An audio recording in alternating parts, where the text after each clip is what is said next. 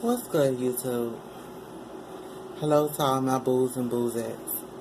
I'm coming to you today because I've had my breaking point. A lot of you all don't know that after going to the psychiatric hospital, I've been staying in motels because I don't have a home or a place to go. I had one, but I was raped February the 4th, 2018. It was Super Bowl Sunday, and it was 3 a.m. in the morning, and my sugar dropped, and I went to Valero's on Working Hall, and I made it there safely. I had pajama pants on. I don't think I had any underwear or anything on, and I had on a jacket and a cami shirt, and I made it safe. I saw these two police officers in there, and they looked at me and said, "Who comes out of the house like that?" So I already was had an attitude. I'm walking back, but like I said, my sugar had dropped. So what I did was drink water and sugar to get it back up until I could get something to eat. I went and got something to eat on the way coming back to Southwood Apartments, the communities at Southwood where I was living at in Richmond, Virginia. I was walking, and I got to the Walgreens, and this guy walked past me and said, "Damn, you look good." So I kept walking, and I had my head down. He came up behind me and grabbed me. I had hair then. He grabbed me and dragged me into the woods, and I was fighting back, trying to get him off of me. But the way he had my hair gripped and had his hand around my throat, he was pulling me. So I couldn't, kick him the way that I wanted to. So he ripped the back of my pajama pants and took me. He raped me.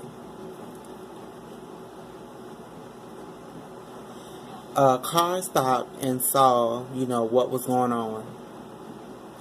And it was two Hispanics, his wife and a man. The man got out and told his wife to stay in the car, and she was honking the horn.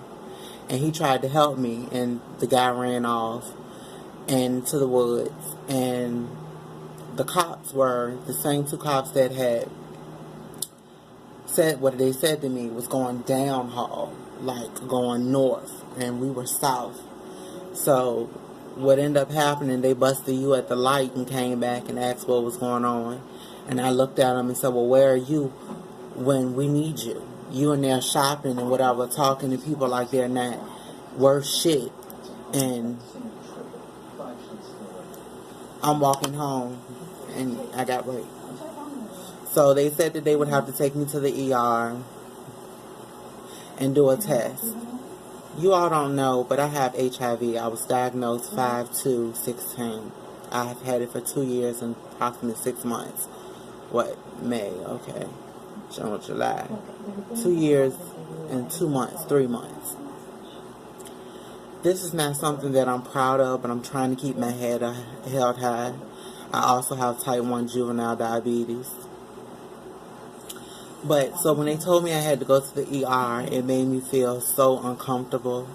And I was wronged and I caused it. In reality, I didn't. So I didn't go. I walked home, covered myself up with my jacket, and walked home and got in the shower. And I cried. Fast forward, I moved out. The reason why I moved out and I felt uncomfortable there was because one day I was walking to the store in the middle of Southwood, and I saw him. What did I do? I turned around and went back home and stayed in my house for almost up to a week. I talked about it with my therapist. She said, "Well, it wasn't your fault. I'm sorry that it happened to you." I'm sorry too.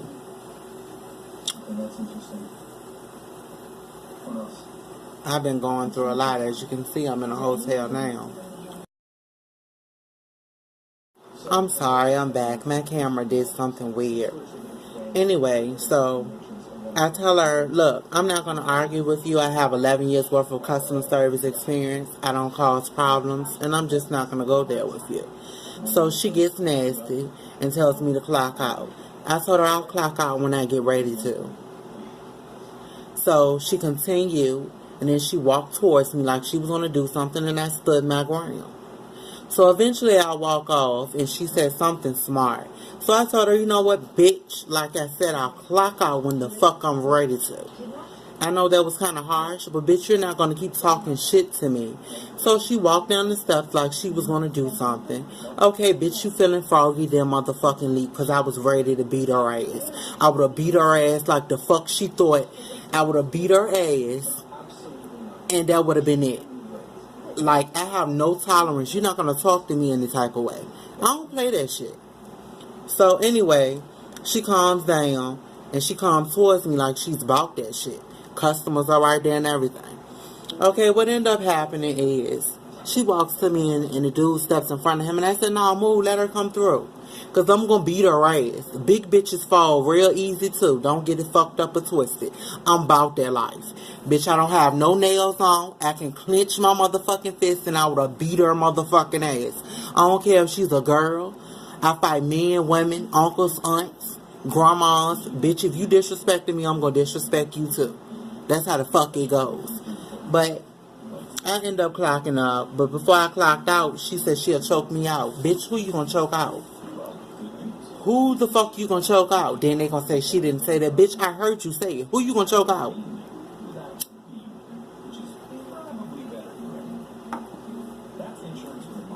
Like I said, I'm going through a lot. I'm a type 1 juvenile diabetic. I have high blood pressure, high cholesterol. I'm ready to be 28 September the 10th. I was born in 90. I'm young. I already have it hard because I'm a black, young, gay male. I'm going through so much. I'm just ready to give up. I've committed suicide before, April the 8th, 2013. I don't tell people this. Sometimes I feel ashamed of it. But I commit suicide. They found me, I had shitted on myself, and I was in my apartment, and they had to shock me back to life and put a central pick in my neck and oxygen gel in my throat. I was dead. I don't want to go back to that point. But you know what? I don't have anyone to listen to me. I don't have anyone that cares. My mama gave me up at 2 months old. She gave me up, and she thought she was doing justice by giving me up.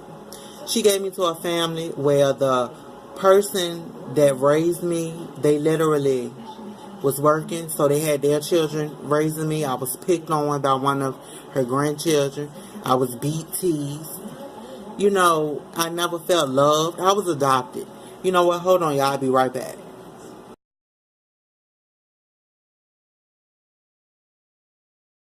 Yeah, I'm back. So, like I said, I was beat, picked on.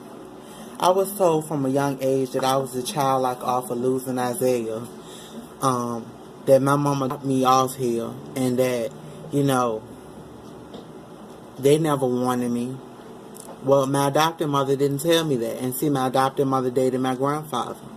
My mother fucked that up because at the age of 10 years old, my grandfather allegedly slept with Charlita and Felicia, my aunts. Quote, that's what they say. I don't know that to be factual. But my mother called Tiny, which is my adopted mother, and told her, and she broke up with my granddaddy. And after that, my granddaddy left, and he wasn't in my life. He left. So when they were picking on me, teasing me, just, I can't explain it. I've been called gay since I was little. I knew I was different. I've always liked a man. I've never had sexual intercourse with a female. I've never used my penis and inserted it in anyone. I've had fellatio before and someone sucked it, but you know, that was it. Other than that, it was a man that did it. I've never had sexual intercourse with any females.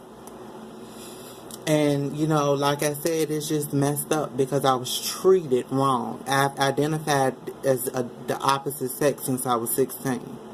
And I had to deal with that. You all know me to be transgender. You don't know me to look like this. But ever since I was raped, a lot has occurred, and I'm just over it. And then to keep going through all of this heartache. And I've been applying for apartments. One came back that my credit wasn't right. The other one came back that the credit wasn't right and there was too many delinquencies. The other one came back that I had a felony and I couldn't live there. It's just so much going on, and I'm tired. I'm like ready to give up. Like, I'm over it.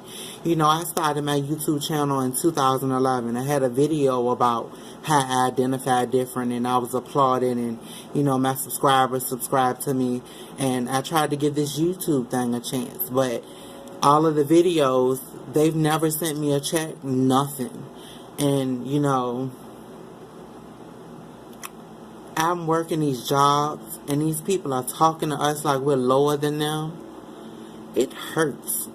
I talk with respect all the time. The only time I get out of my character if you've done something to me, but majority of the time, hi, how you doing? Hello, how are you? I'm not a nasty person unless you get on my wrong side. And this HIV thing, I have to take 2 pills a day just to live. My husband gave me this. I was with him for 2 years. I took care of him for 1.5 years. We got married March the 19th, 2015. 3 days later, his mama caught him cheating, talking to a girl on Facebook. Some he won't marry. Infidelity. Because he was never tested. He gave me something that I cannot return to the sender. This is 2 years, 2 months.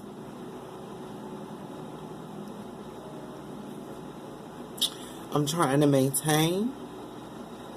I don't want to be in a psychiatric hospital. But I don't want to be here on earth either. I feel that I'm here and I keep going through unnecessary bullshit. And it's not bullshit like I'm doing the drama. It's shit that's happening to me, slapping me left and right. And I'm, like I said, a ready to be 28 black gay male. It's hard for me, but it's even harder that I'm trying to stay afloat and I don't have any help. I don't know what to say. Like my YouTubers, I don't know what to say.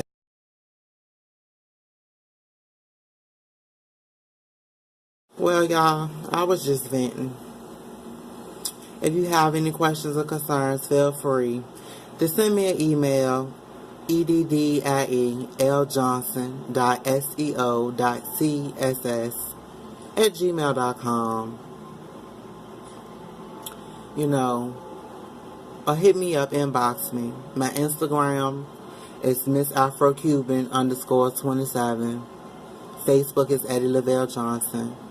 If you just want to get in contact or if you have any questions or concerns, just inbox me or DM me and I'll get back to you. Love you all, my boos and boozettes. Alright, bye.